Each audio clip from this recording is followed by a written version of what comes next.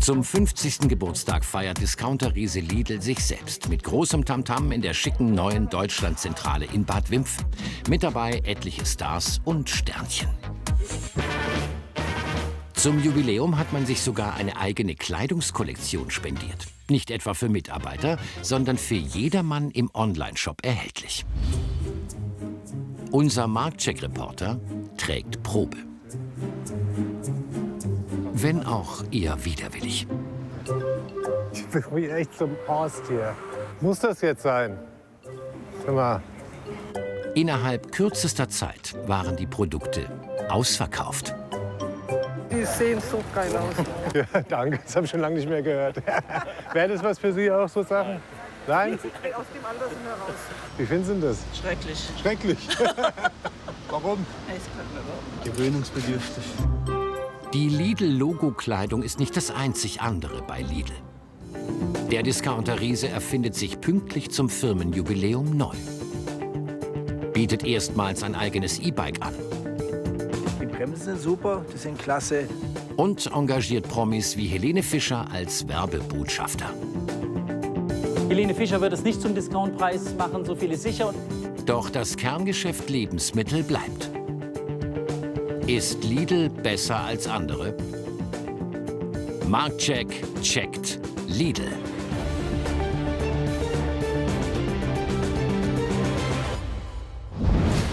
Lidl ist mittlerweile der größte Discounter der Welt. 12.200 Filialen in 31 Ländern, davon 3.250 in Deutschland.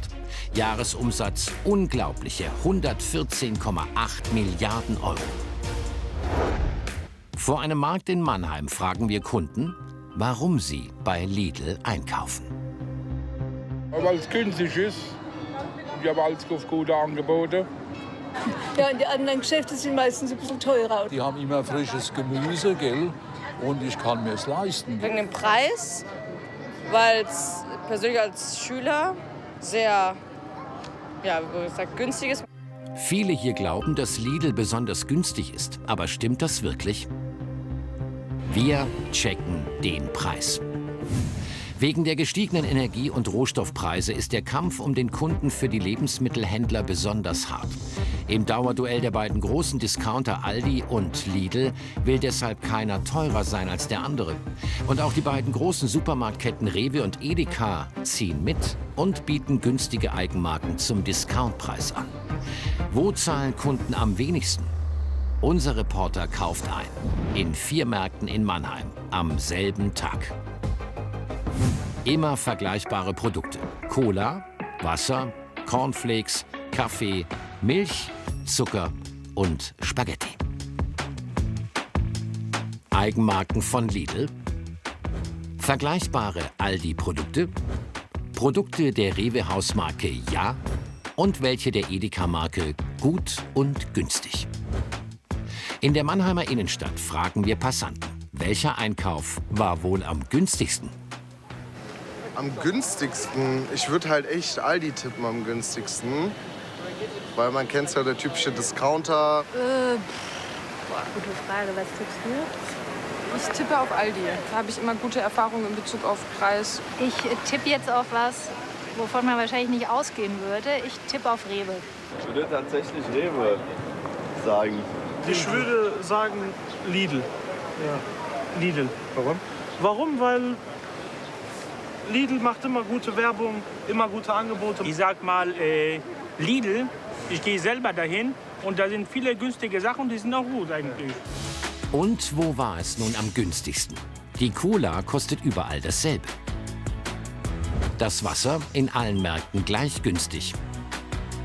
Die Cornflakes auch. Der Kaffee ebenso. Der Milchpreis kein Unterschied. Der Zucker ebenfalls identisch.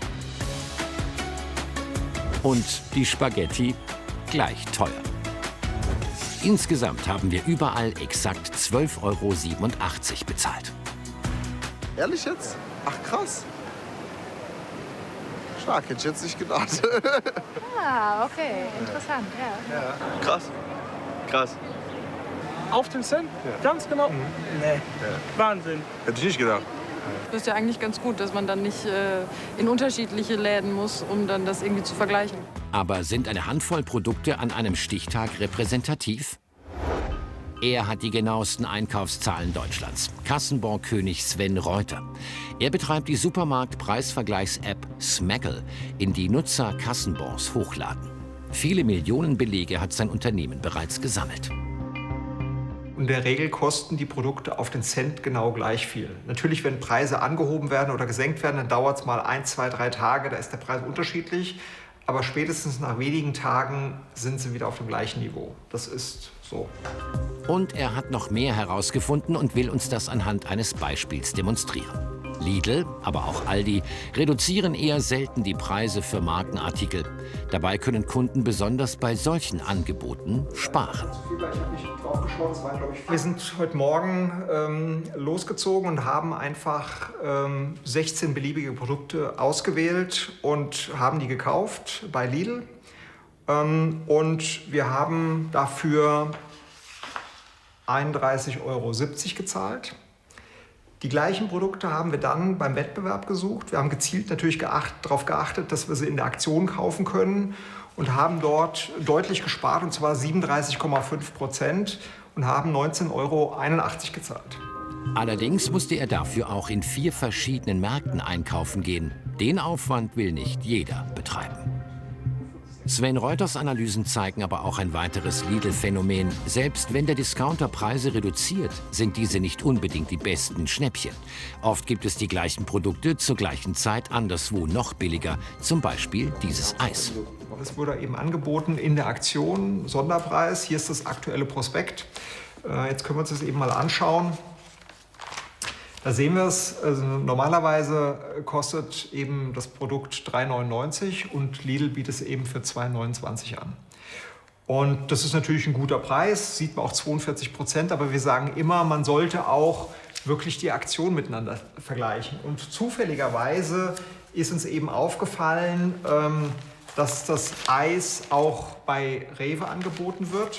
Dort kostet das Eis aber eben 2,22 €. Das sind jetzt nur 10% Unterschied, aber es sind auch schnell mal 20, 30 oder sogar 40%. Noch dazu sind die Preise, wie überall in der letzten Zeit, gestiegen. Durch die hohe Inflation. Generell sind in den letzten 12 Monaten über 70% der Produkte eben teurer geworden. Bei den Markenprodukten ist es so, dass sie im Durchschnitt 15% im Preis gestiegen sind, bei den Eigenmarken knapp über 30%. Vor 6 Jahren haben wir für diese 18 Artikel 25,77 € bezahlt. Heute sind es für die gleichen Produkte 35,32 €. 36% mehr. Beim Kampf um den Kunden kann Lidl die Preise aber nicht nach Belieben erhöhen. Daher versucht das Unternehmen an anderer Stelle Kosten einzusparen. Das bestätigt uns Bernd Biel, Chefredakteur des Branchenblatts Lebensmittelzeitung. Die Konzernmutter Schwarz-Gruppe, zu der auch Kaufland gehört, produziere immer mehr selbst. Lidl hat seinen Mineralwasserbrunnen gemeinsam mit der Schwestergesellschaft Kaufland hat man Fleischwerke, man hat dann im Raum Aachen eine Kaffeefabrik und jetzt wird auch Schokolade da gemacht. Und also das Imperium geht sozusagen in die Vorstufe, wie das so heißt. Und man macht sich damit natürlich auch von den Markenartiklern, von den anderen Herstellern ein bisschen unabhängiger. Diese Fabriken müssen keinen Gewinn abwerfen, sondern der Gewinn, die können das zum Selbstkostenpreis an den Lidl geben. Auch Brot backt Lidl längst selbst. Zudem wurde im vergangenen Jahr das größte Nudelwerk Deutschlands übernommen. Für den Import von Produkten aus Übersee hat der Konzern seit der Corona-Krise sogar eigene Frachtschiffe. Das ist eine Besonderheit der Schwarz-Gruppe insgesamt, die ja vor 2 Jahren, als diese weltweite Containerfrachtkrise an den Start ging, gesagt hat, Moment, das kann doch nicht sein, dass wir hier mit diesem Volumen, also sie importieren ja für mehrere Milliarden auch Handelsware, vor allem Non-Food-Ware aus Fernost, dass wir warten müssen. Und wir haben Sachen bestellt, gerade für Weihnachten dann, die Weihnachtskugeln, wenn die erst im Februar kommen, macht man kein Geschäft mit. Also kaufen wir uns einfach mal ein paar Schiffe. Hilfe. Wir fragen bei Lidl nach. Dort heißt es: Mit den bisherigen Entwicklungen sind wir sehr zufrieden und halten daher an diesem Konzept fest. Sichere Lieferketten und nebenbei geringere Kosten. Das scheint sich für Lidl und die gesamte Schwarz-Gruppe zu lohnen. Fazit beim Preis: Lidl ist nicht unbedingt günstiger als andere. Bei Aktionsprodukten lohnt sich der Vergleich, selbst mit vermeintlich teuren Supermärkten. Und wie sieht's mit der Qualität aus? Zum 50. Geburtstag verspricht der Discounter unter anderem mehr Qualität und mehr Frische, zum Beispiel bei Obst und Gemüse. Aber wie frisch ist frisch bei Lidl? Wir machen den Check zusammen mit Obst- und Gemüseexperte Joachim Ziegler in 3 zufällig ausgewählten Lidl-Filialen, drehen mit versteckter Kamera. Der Profi schaut sich das Angebot genau an. Zuerst fallen ihm Erdbeeren ins Auge. Wie frisch schmecken die Erdbeeren aus Sie? Ja, die sind schon 1,5 Tage alt. Skeptisch wird er auch bei diesen Himbeeren. Aus Andalusia. Andalusia? Ja. Gibt's schon Deutsche? Ja, gibt's schon. Importierte Früchte sind in der Regel nicht so frisch wie heimische. Aufgrund der Transportzeiten. Ne, Sie müssen jetzt sagen, Almeria oder wo auch immer, ne, oder Marokko oder ich sag mal Süditalien, ja, das sind 2000 Kilometer, 2300 Kilometer und mehr. Ja, und da ist die Ware, ich sag mal, halt unter Umständen bis zu 2 Tage locker, ich sag mal, unterwegs. Weiter geht's. Auch beim nächsten Produkt findet der Profi einen Mangel. Eine Banane ist unten beschädigt. Tomaten und Salat sehen gut aus. Jeweils 7 Obst- und Gemüseprodukte kaufen wir in den 3 verschiedenen Filialen ein. Im Forschungsinstitut schaut sich Joachim Ziegler die Ausbeute nun genauer an. Zuerst die Erdbeeren. Was auffällt schon, wenn man oben drauf ist, dass wir hier, ich sag mal, leichte Druckstellen haben. Ja, das kann einmal bei der Ernte, vielleicht bei zu fester Zugriff, schon ein Problem sein. Oder ich sag mal auch zu viel reingedrückt in die Schale. Ja, oder vielleicht auch beim Transport. Ne? Insgesamt ist die Qualität befriedigend. Die Herkunft ist Deutschland. Der Geschmack ist in Ordnung. Die Äpfel sind ebenfalls ihr Geld wert, bis auf eine Ausnahme. Leider hier gleich ein kleiner Fauxpas. Das heißt, also hier haben wir eine Infektion. Wahrscheinlich eine Pilzinfektion. Auch bei den Tomaten entdeckt er einen Strang, der alles andere als lecker ist. Haben wir hier den Schimmel. Ne? Also Schimmel ist nicht gut, also kann man nicht verzehren. Ja, weg. Die anderen Tomaten sind ohne Mangel. Keine Beanstandungen beim Eisbergsalat. Hier ist alles so, wie es sein sollte. Ebenso bei den Gurken. Außen knackig und innen saftig. Auch die Bananen sind in Ordnung und schmecken. Die braune Stelle stört nur optisch. Wird diese großzügig weggeschnitten, ist die Banane problemlos essbar. Weiter mit den Himbeeren. Die haben nur eine kurze Haltbarkeit. Und tatsächlich, unter einem der Plastikdeckel kommt ein unschöner Belag zum Vorschein. Sieht so aus, als ob da ist ja mal ein leichter Schimmel- oder Pilzbelag sich entwickelt. Ja, Sie können es auch hier nochmal genau anschauen. Das Gleiche trifft auch hierzu. Ja. In der nächsten Schale findet Joachim Ziegler Beeren, die noch gar nicht reif sind. Keine großen Beanstandungen gibt's dagegen beim Rucola. Der ist so in Ordnung. Insgesamt ist die Frische gut, aber viele kleine Mängel trüben das Gesamtergebnis. Drehen dürfen wir nirgendwo bei Lidl. Und trotz mehrerer Nachfragen will sich niemand vor der Kamera äußern.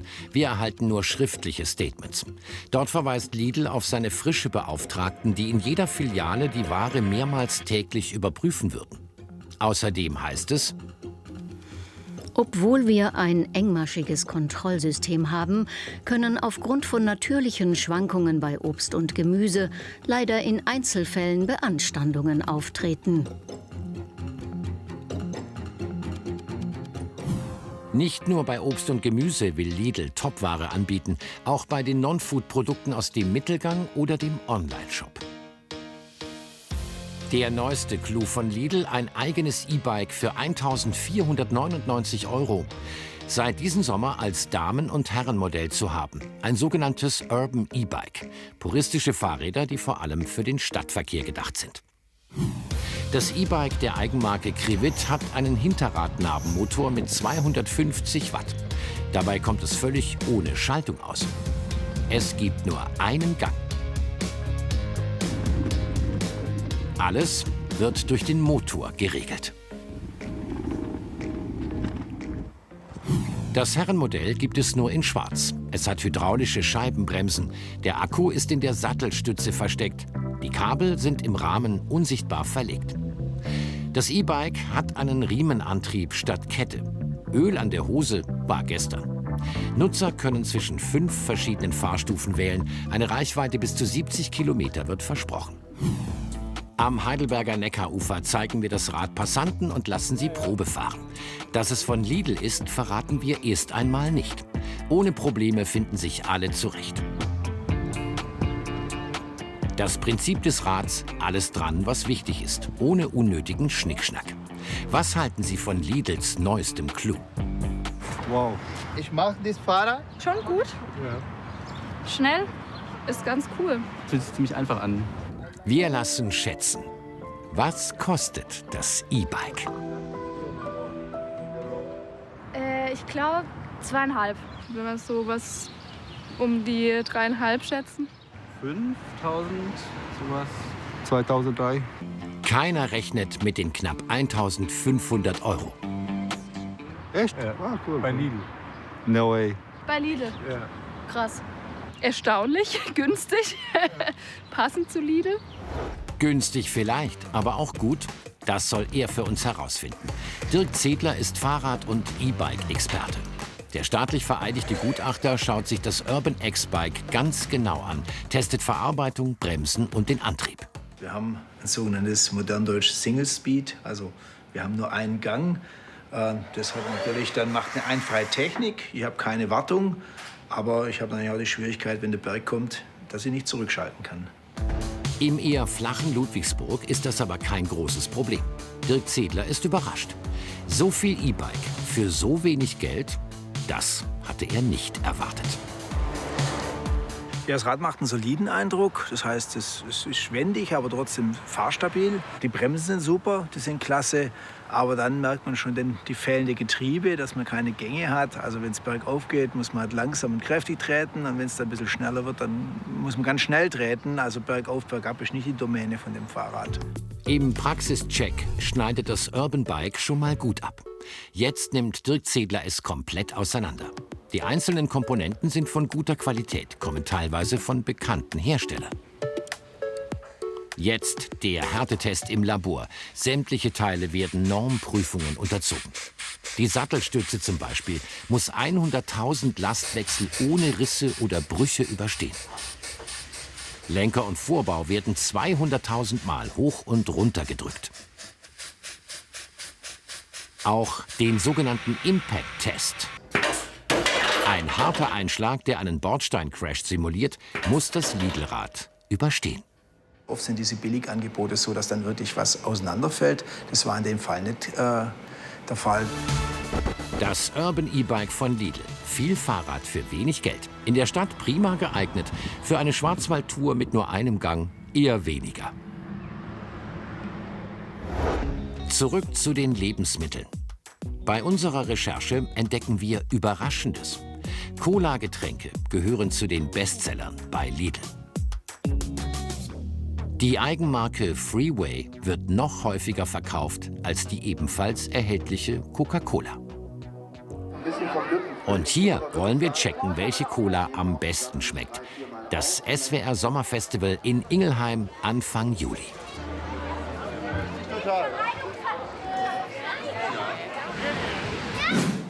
Am Marktcheck-Stand bitten wir Besucher zur Blindverkostung.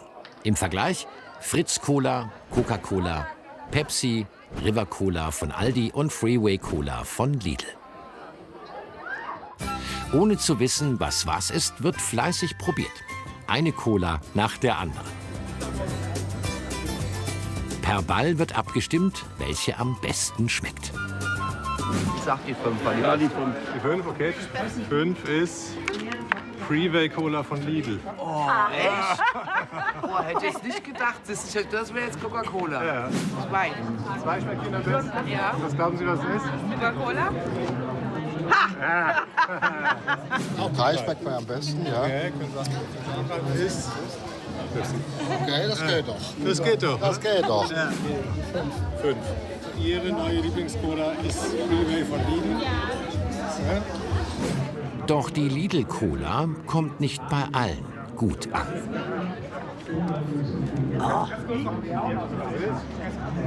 Die schmeckt ja gar nicht. Nach mehreren Stunden kristallisiert sich ein klarer Favorit heraus. Das Gelbe. Gelb. Ich nehme Gelb. Und gelb ist Coca-Cola. Coca-Cola. Abrecht? Super. Ja, das dachte ich mir. Das hat doch so seinen eigenen Geschmack. Das Endergebnis nach 347 abgegebenen Stimmen: auf dem letzten Platz Aldi mit 18 Stimmen. Gefolgt von Fritz Cola mit 52 Stimmen. Die Lidl Cola hat 7 Stimmen mehr.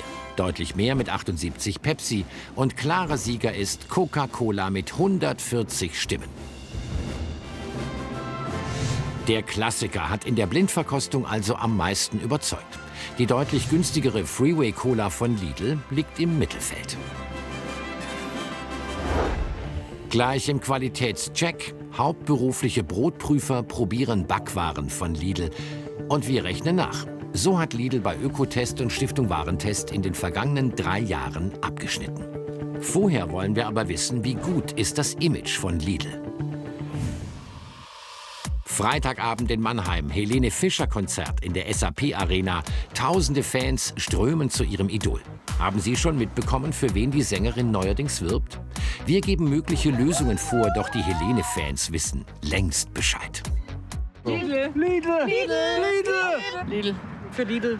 Lidl. Lidl. Lidl. Für Lidl. Stimmt. Sie ist das aktuelle Lidl-Werbegesicht. Und wie finden Sie das? Passt das? Nein.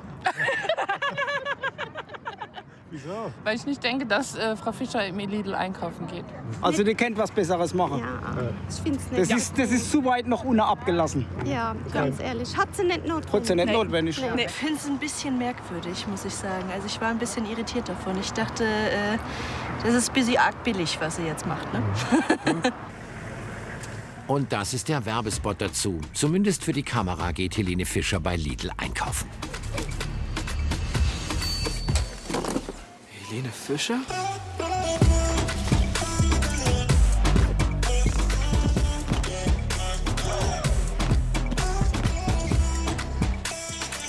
Wir zeigen den Spot Handelsexperte Alexander Hennig von der Dualen Hochschule Baden-Württemberg in Mannheim.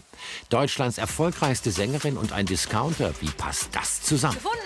Helene Fischer wird es nicht zum Discountpreis machen, so viel ist sicher. Und es geht auch gar nicht darum, ob Helene Fischer nun bei Lidl tatsächlich einkauft oder eingekauft hat. Viel wichtiger ist, dass sie bekannt und beliebt ist. Denn als Discounter im preisgünstigen, aber auch qualitativ ansprechenden Niveau im deutschen Lebensmitteleinzelhandel möchte man natürlich möglichst viele Kunden erreichen. Und deswegen sind hier bei dieser Aktion Testimonials wichtig, die sich nicht auf bestimmte Zielgruppen konzentrieren, sondern möglichst viele kennen. Und Helene Fischer ist nicht allein. Auch Moderatorin Barbara Schöneberger und Comedian Max Giermann werben in der Geburtstagskampagne für Lidl. Lidl wird 50 und für die Jubiläumskampagne haben sie extra einen Star engagiert. Mich? Nein, mich. Nein, mich. Mich? Mich. Sie haben Star gesagt. Ja, einen richtigen Star, mich. Und eben Helene Fischer. Bei ihrer aktuellen Tour steht sogar eine Lidl-Fotobox. Wir fragen die Fans, welches Image verbinden sie mit dem Discounter? Früher war es Discount und mittlerweile ist es aber, ich finde, günstig und gut. Also die müssen sich mit Sicherheit nicht hinter irgendwelchen anderen Supermarktketten verstecken. Billig bis mittel von der Preiskategorie. Gute Produkte und relativ günstig. Das Image von Lidl hat sich für viele offenbar gewandelt. Angefangen hat alles ganz klein.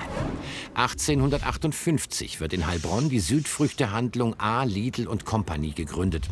1930 tritt Josef Schwarz als Gesellschafter ein. Das Unternehmen wird in Lidl und Schwarz KG umbenannt und zu einer Lebensmittelgroßhandlung ausgebaut. 1968 eröffnet Lidl und Schwarz den ersten Supermarkt unter dem Namen Handelshof im schwäbischen Backnang.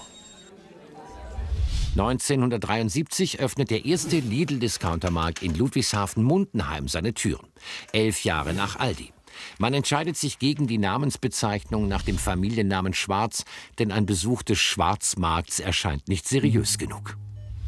1977 stirbt der Gründer und sein einziger Sohn Dieter Schwarz übernimmt die Geschäfte.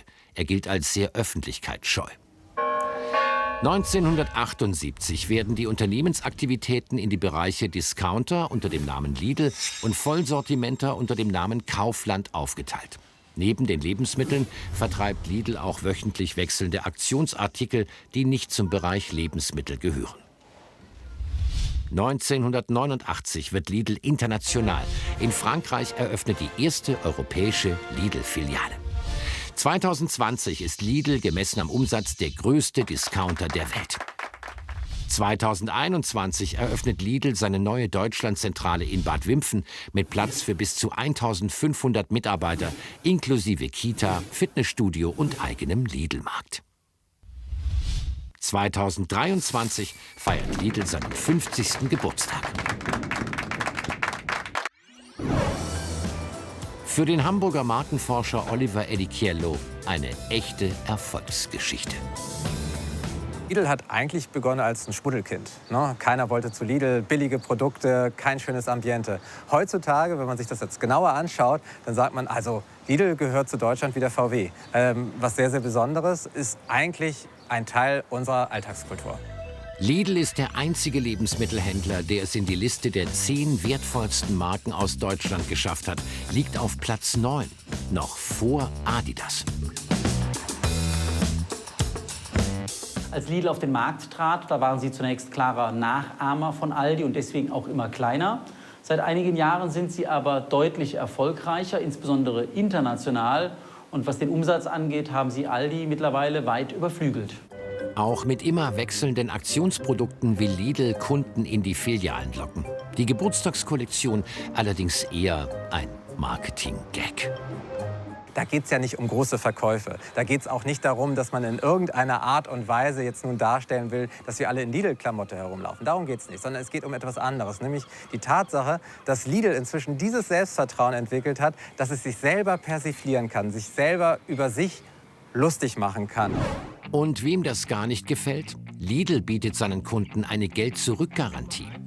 Ob das Versprechen auch gehalten wird, wollen wir testen. Lebensmittel können laut Homepage ohne Vorlage des Kassenbons zeitlich unbegrenzt und egal aus welchem Grund zurückgegeben werden. Bei anderen Produkten, wie zum Beispiel Schuhen, erhalte man gegen Vorlage des Kassenbons unverzüglich das Geld zurück. Unser Reporter macht den Check. Zuerst mit einer angebrochenen Dose Chips. Kriegt er hier noch das Geld zurück? In dieser zufällig ausgewählten Filiale probiert er sein Glück wie versprochen ohne Kassenbon. Geht zurück, bitte. Haben Sie den Kassenbon? Nee. Ich kann das ohne Kassenbon nicht zurücknehmen. Wieso? Steht doch auf der Lidl-Seite, dass Sie ohne Kassenzettel zurücknehmen. Na gut. Dann? Dann geht es natürlich. Ohne überhaupt mal in die Dose reinzuschauen, zahlt die Kassiererin unserem Reporter das Geld aus. Das Geld zurückversprechen? Eingehalten.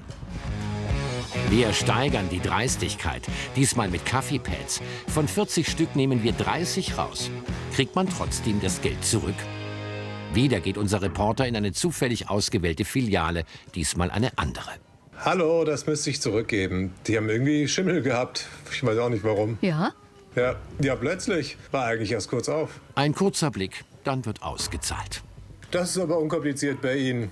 Ich hoffe, allen geht es gut. Bis jetzt geht's allen gut. Danke Ihnen. Tschüss. Die Kassiererin ist extrem freundlich. Wir legen noch einen drauf. Diese weißen Turnschuhe haben wir bei Lidl gekauft. Absichtlich macht unser Reporter sie jetzt so richtig schön dreckig. Kriegt man dafür auch noch das Geld wieder? Zugegeben, das ist an Dreistigkeit kaum zu überbieten.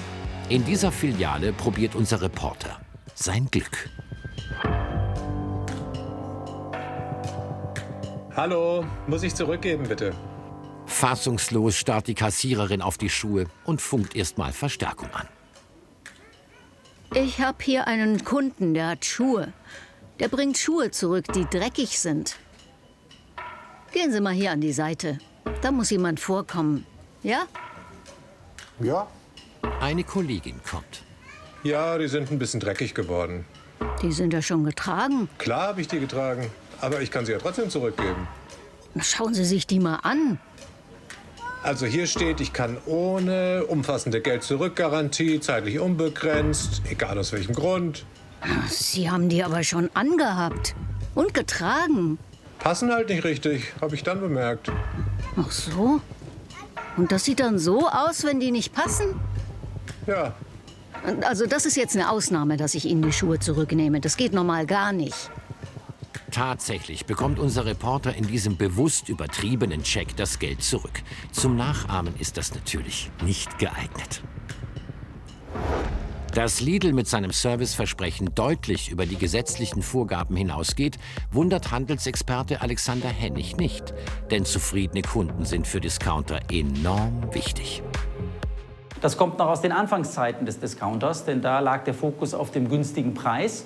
Und jetzt wollte man gleichzeitig aber allen Vorbehalten trotzen, die vielleicht sagen würden, dann kann die Qualität doch nur schlecht sein. Deswegen dieses Versprechen, weil der Kunde, wenn er dieses Versprechen sieht, sagt, dann gibt es doch ein gewisses Vertrauen des Unternehmens in seine Produkte. Und deswegen hat man bis heute dieses umfassende Rückgaberecht beibehalten. Unser Fazit: Lidl hat sein Image deutlich aufpoliert, vom Schmuddelkind zum beliebten Discounter. Will seinen Erfolg durch prominente Gesichter weiter ausbauen. In Sachen Kulanz ist das Unternehmen mehr als kundenfreundlich. Und wie fair handelt der Discounter? Lidl hat immer mehr Bioprodukte im Sortiment. In 2 Jahren sollen Bio- und Biolandartikel 10% des Gesamtsortiments ausmachen. Bereits jetzt sind über 100 Biolandprodukte erhältlich. Bei Fleischprodukten wirbt man damit, besonders auf das Tierwohl zu achten. Das ist die eine Seite der Medaille. Doch auf derselben Prospektseite wird ausschließlich Fleisch der niedrigen Haltungsstufe 2 beworben. Wie passt das zusammen? Wir treffen Tierschützer Mahi Klosterhalfen in Berlin. Er ist Präsident der Albert-Schweitzer-Stiftung. Ja, wir sehen jetzt Werbung von Lidl, Tierwohl hier und da und Initiative Tierwohl und dann so ein grünes Häkchen an den Produkten, dass Tierwohl so geklärt sei, ist so die Suggestion. Aber im Grunde hält Lidl an der Massentierhaltung fest. Das ist das Problem. Hat dann so ein paar Nischenprodukte mit höheren Tierschutzstandards. Die meisten Fleischprodukte bei Lidl sind mit einem Label der Initiative Tierwohl gekennzeichnet. Es unterscheidet 4 Haltungsformen. Die Haltungsform 1, Stallhaltung, entspricht den niedrigsten Standards. Hier hat zum Beispiel ein Schwein mit einem Gewicht von 50 bis 110 Kilogramm nur 0,75 Quadratmeter Platz im Stall zur Verfügung. Bei Haltungsform 2, Stallhaltung Plus, haben es Schweine nur geringfügig besser. Hier sind 10% mehr Platz vorgesehen. Haltungsform 3, Außenklima, bedeutet, dass Schweine etwas mehr als 1 Quadratmeter zur Verfügung haben. Außerdem müssen die Ställe mindestens an einer Seite offen sein. Haltungsform 4, Premium, heißt, dass jedem Schwein knapp 1,5 Quadratmeter Platz im Stall zur Verfügung stehen müssen. Die Tiere müssen außerdem entweder in Freilandhaltung leben oder aber einen ständigen Zugang nach draußen haben. Wir kaufen stichprobenartig typische Fleischprodukte bei Lidl ein, wollen wissen, was man aktuell für Fleisch bekommt. Ergebnis: Die allermeisten Produkte stammen immer noch aus Haltungsstufe 2 oder 1. Lidl hat angekündigt, noch dieses Jahr Haltungsstufe 2 als Mindeststandard einzuführen, schreibt uns außerdem: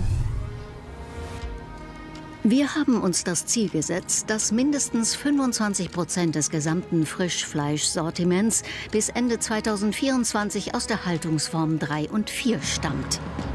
Wie viel Tierwohl tatsächlich in Haltungsstufe 2 steckt, das hat Mahi Klosterhalfen kürzlich untersucht und auf der Seite lidlfleischskandal.de veröffentlicht. Erschreckende Bilder aus Lidl-Zulieferbetrieben, die zeigen, woher Hühnerfleisch für Lidl zumindest teilweise kommt. Diese Aufnahmen stammen aus Deutschland. Komplett volle Ställe, man sieht den Boden vor lauter Hühnern nicht mehr. Die Tiere sind extrem überzüchtet, können sich nicht mehr richtig auf den Beinen halten, kommen teilweise noch nicht mal mehr ans Trinkwasser oder ans Futter, verdursten da. Und man sieht diese ganzen Folgen der Qualzucht. Und ja, es ist ein großes Problem, das leider Lidl bislang nicht angehen will. Dem widerspricht Lidl. Entgegnet, man setze sich aktiv für die Weiterentwicklung von Tierwohlstandards ein.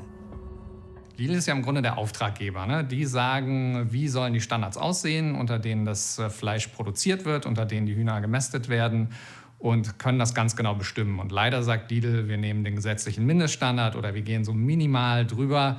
Und das führt eben dazu, dass diese schlimmen Bilder entstehen und da ist Lidl unseres Erachtens voll in der Verantwortung. Lidl schreibt uns dazu, man sei sich der Verantwortung bewusst, aber nicht nur Lidl stehe vor Herausforderungen.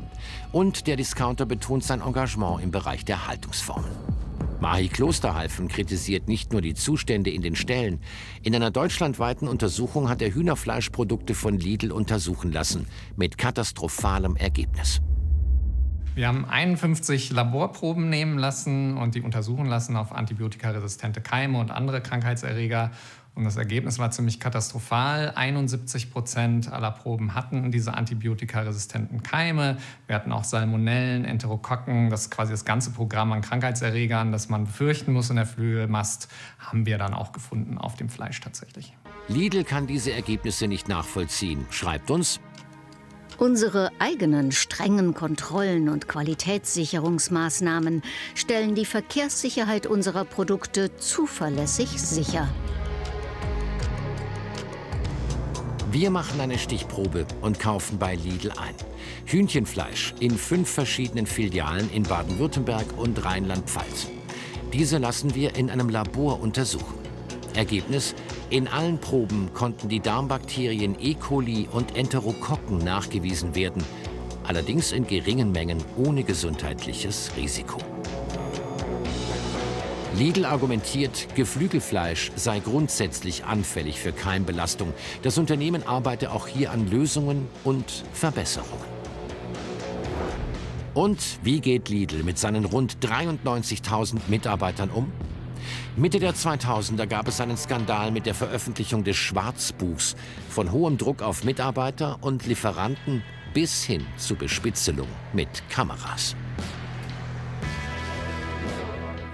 Und heute?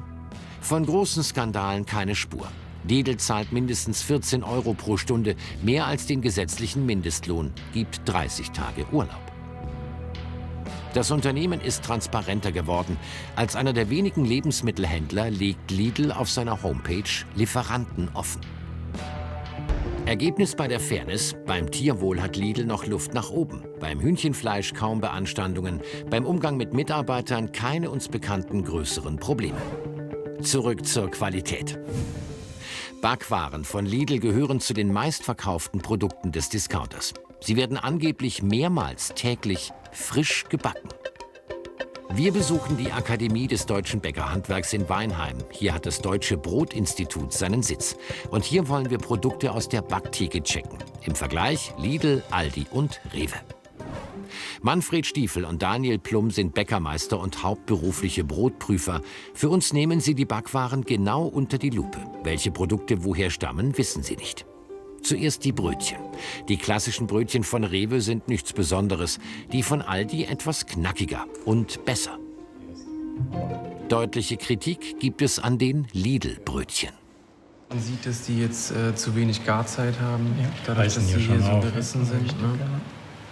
Dass sie zu jung in den Ofen gekommen sind. Wahrscheinlich noch zu kalt, noch gekühlt, gefroren vielleicht sogar, dass sie gefroren in den Ofen gekommen sind.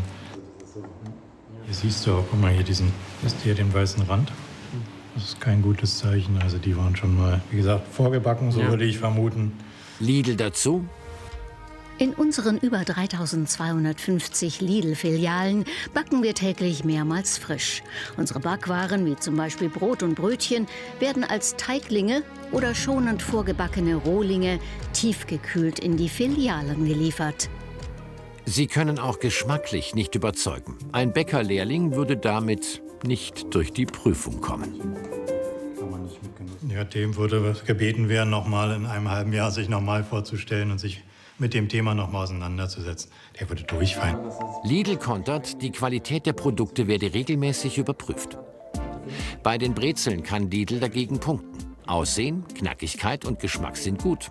Etwas schlechter die Brezeln von Rewe. komplett durchgefallen. Die Aldi-Brezel. Was natürlich extrem auffällt, ist dieses sehr ungewöhnliche Salz, was auch ja, fast zu Staub zerfällt. Ähnlich wie Puderzucker. Ist ähnlich wie Puderzucker gepresst. Aldi erklärt dazu, da es sich um Naturprodukte handele, könnten Wetter und Luftfeuchtigkeit Einfluss auf die Qualität des Salzes nehmen. Weiter mit dem Krustenbrot. Hier sind die Produkte von Aldi und Rewe in Ordnung. Besser kommt das Produkt von Lidl an. Das ist das erste von den 3 Broten, wo ich so ein Gefühl habe, dass ich auch wirklich eine Kruste in der Hand habe. Hier hört man sogar so ein bisschen Rösche. Scheint ganz gut zu sein. Und das von einem Discounter. Die Brotprüfer sind positiv überrascht. Von der Kruste, von der Aufmachung, von der Optik, vom Porenbild, vom Geruch hat uns das hier am meisten überzeugt. Beim Meerkornbrot liefern Lidl und Aldi ordentliche Qualität. Hier kommt das beste Brot von Rewe. Einen klaren Sieger gibt es im Backthekenvergleich nicht. Lidl hat, trotz der schlechten Brötchen, die Nase insgesamt aber ganz leicht vorne, konnte bei 4 Produkten zweimal überzeugen. Und wie gut ist die Lidl-Qualität insgesamt? Bei Ökotest werden mehrmals pro Jahr Lidl-Produkte getestet. Chefredakteurin Kerstin Scheidecker und ihr Team haben für uns die Ergebnisse der vergangenen 3 Jahre ausgewertet. Ergebnis Note 2. 2,0 im Schnitt, fast 180 Produkte. Das ist gut, vor allen Dingen, wenn man bedenkt, dass Ökotest-Kriterien teilweise sehr streng sind. Also man muss sagen, Lidl bemüht sich schon, seine Produkte zu verbessern. Das sehen wir auch in Nachtests. Und Lidl hat Ehrgeiz, qualitativ hochwertige Produkte anzubieten. Dieses Jahr hat zum Beispiel das Medium-Mineralwasser der Lidl-Marke Saskia gut abgeschnitten. Und auch die Zahnpasta der Eigenmarke Dentalux konnte überzeugen. Damit liegt Lidl knapp vor Aldi. Der große Konkurrent kommt in den vergangenen 3 Jahren auf die Durchschnittsnote 2,2. Die Note 2 und die Note 2,2, das liegt eng beieinander. Wenn man jedoch genauer hinguckt, also Lidl hatte in diesem 3-Jahres-Vergleich 80 Mal sehr gut, Aldi nur 65 Mal sehr gut. Also ist es doch so, dass Lidl in einigen Bereichen einen Tacken besser ist. Auch beim Magazin Stiftung Warentest werden immer wieder Discounterprodukte von Redakteurin Ina Bockholt und ihren Kollegen unter die Lupe genommen. Die von uns errechnete Durchschnittsnote der vergangenen 3 Jahre ist hier bei Lidl und Aldi gleich. Beide kommen auf die Note 2,5. Vor kurzem hat das Testmagazin aktuelle Ergebnisse von Eigenmarken von Lidl, Aldi, Rewe und Edeka verglichen.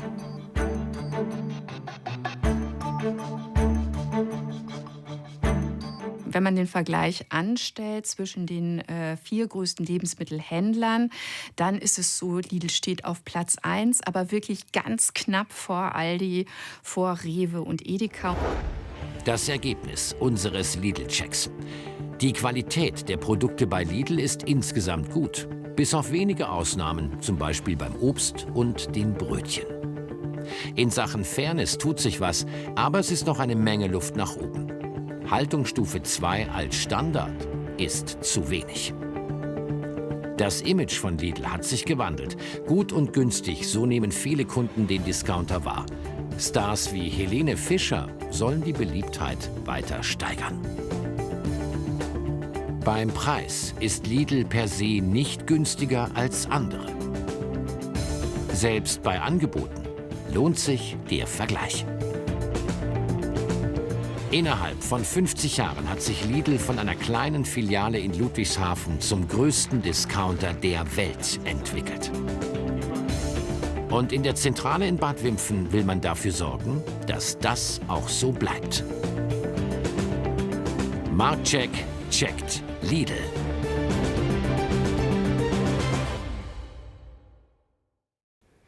Wenn euch das Video gefallen hat, hinterlasst gerne einen Daumen hoch und abonniert unseren Kanal. Das geht hier und mehr von Marktcheck gibt es auch hier und hier.